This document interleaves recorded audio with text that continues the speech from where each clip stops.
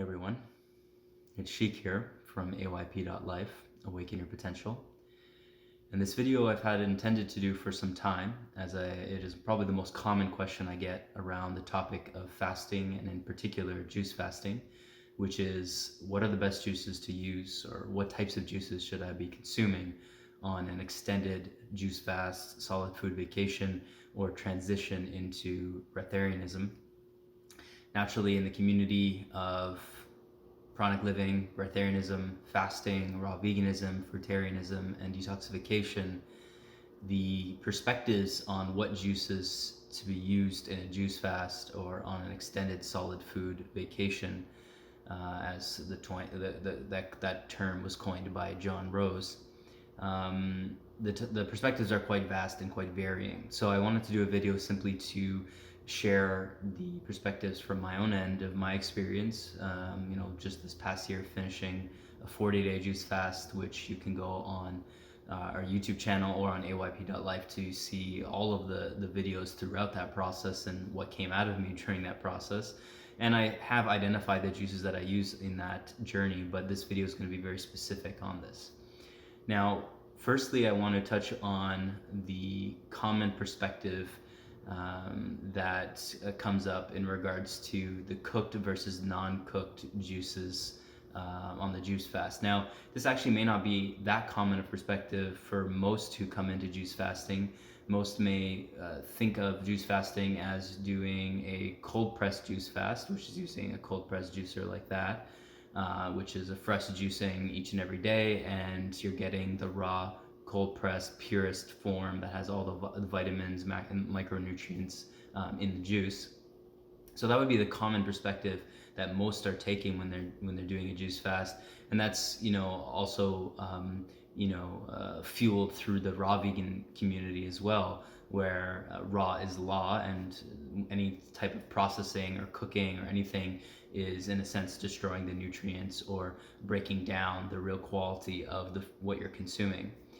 Now, with that said, within the Master Fast community, for instance, by Dr. Gino, who created this system through a very extended process of his own healing and developed potentially one of the more extreme forms or processes in the juice fasting community, which is the main protocol about 108 day of cooked grape juice, which many people actually just use Welch's grape juice, which is actually what is in that juice right there.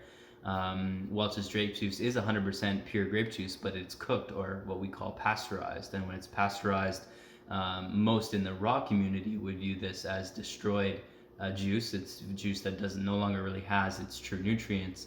But in the Master Fast community, the ideas behind the cooking of the juice is actually transforming this juice into somewhat of a Drano, like a liquid Drano. Drano, if you don't know, is a chemical, a very intense chemical that is used to clean out drains, but this is a natural type that cleans out your body in potentially the most efficient of ways, at least in the perspective of the Master Fast community and the creator Gino.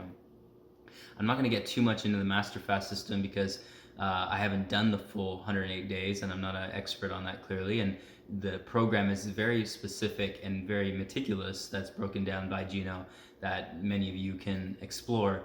But in my exploration of a smaller version of it, which is about 21 days, I could certainly say that the Welch's or cooked grape juice is extremely powerful in its ability to purify the body and pull out all types of things that are held within our intestinal tract, our colon, kidneys, liver, the entire GI tract, and of course opening the kidneys to flush out the lymphatic.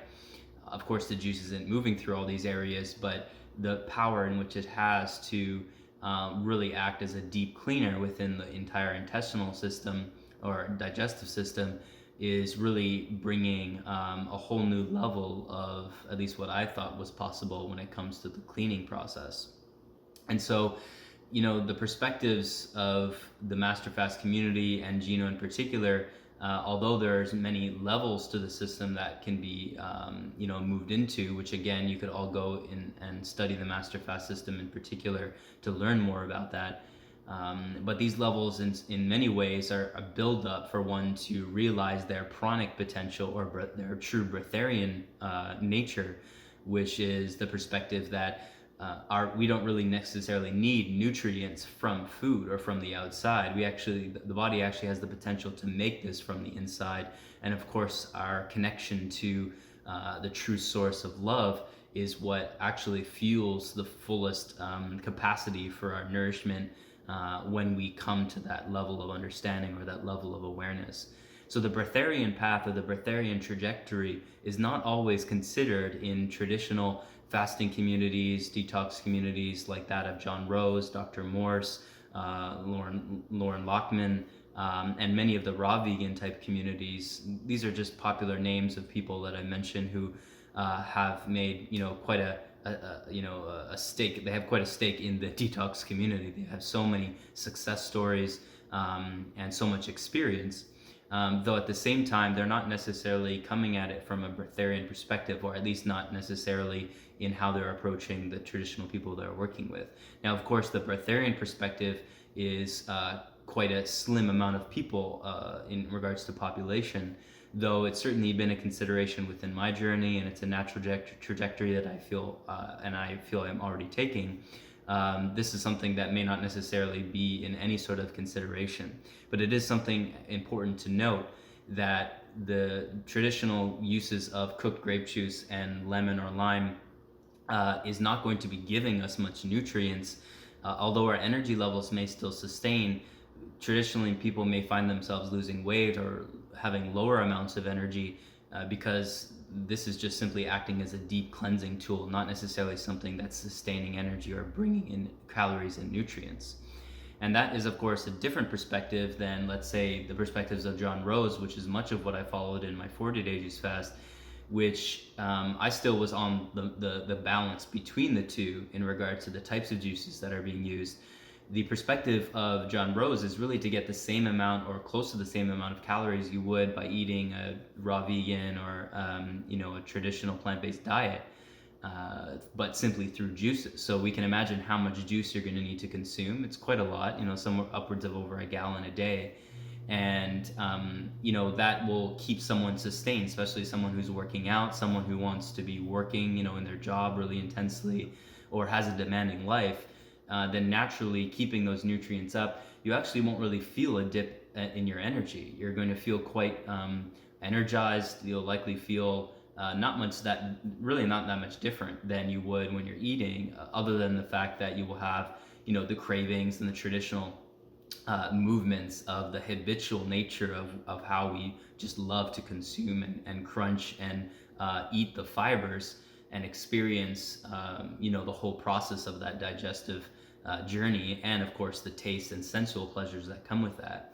But other than this, someone who is drinking juices that are uncooked, that are traditionally cold pressed, and are filled with nutrients from the vegetables and fruits that we're juicing, this is an approach that I generally would say is going to be most beneficial for usually a beginner or somebody that isn't so familiar with this, but is feeling the resonance and the call to dive into an extended period of rest and the juice fast. Now, of course, we haven't really covered the benefits of why we're juice fasting. This video is specific on what we're using and the perspectives within that. But to reiterate, when we're putting our body into a rest through a solid food vacation or a juice fast, we're really giving ourselves an opportunity to really see firstly our relationship with food and what our belief structures are with food and how we think or do not think food is doing this or that for us. It's really a complex perspective, but when we come into a solid food vacation where we're really only consuming juice, but all of a sudden our energy levels are higher, we feel clear, we feel more rested, our issues in our body, the illnesses, the ailments, the symptoms, all of a sudden are starting to go away, because surely and most likely various of those elements will over a course of time. This will really start to bring up a new awareness as to our relationship with food and what we've been taught, the education and our belief structures behind food, that very much is a process of the conditioning, profit-driven interest, and just overall lack of understanding of how we really work in a human body. This is all of what generally comes up, because the solid food vacation is simply to give the body a time of rest, so that it really can start to get rid of the toxicity that we've put into it for so long. Specifically, most of us, if not all of us, living in a westernized world that has a lot of indoctrinated perspectives of processed and chemical driven foods that have clogged up the entire lymphatic system, particularly, which is our sewage system, and started to eat away through the acid and the mucus buildup at every other aspect of our body and our being. So this is the core intention that we're holding when we're juice fasting. Now, to get into the specifics of maybe just what these juices are and just some other tips on how we're choosing the juices, overall, I feel that the core of the matter, whether it's cooked or uncooked or what types of juices, is not necessarily going to matter that much, other than the specifics of how it resonates with you and how your journey is unfolding. Now, of course, every teacher in these varying perspectives of cooked or uncooked or grape juice or this, they're all in so many ways going to believe that their way is the best way. I felt privileged to have access to all of these perspectives and not necessarily draw any core conclusions other than through my direct experience, which I've enjoyed the balance of, for instance, having the Welch's cooked grape juice with lime or lemon in it. That is extremely powerful, very tasty, and also still nourishing, I find, but not as much as, let's say, the apple, cucumber, lemon, and kale, which I feel is very nourishing. My brain feels really lit on it. The energy levels really spike, and I feel sustained and generally full. Same with if you're doing something like with sweet potato or a more of a V8, like a vegetable juice, you're gonna feel quite full in something like that. One of the most cost-effective and my personal favorites is the watermelon and lime. Sometimes you put lemon in there, or mint and basil. This is going to give you, one watermelon juice is going to give you about 4 liters, which could last you a full day, and that watermelon sometimes about $3. So you're really cost effective there if that's a topic for you, and it's extremely tasty, especially in the summertime. The other one I don't have here, that's probably one of my personal favorites, one of my most personal favorites, is orange and pineapple, and sometimes mixing mango in there. If budget permits and you have some good selection of mango, that one is extremely nourishing. You still feel really energized, and again, the orange particularly is extremely cleansing.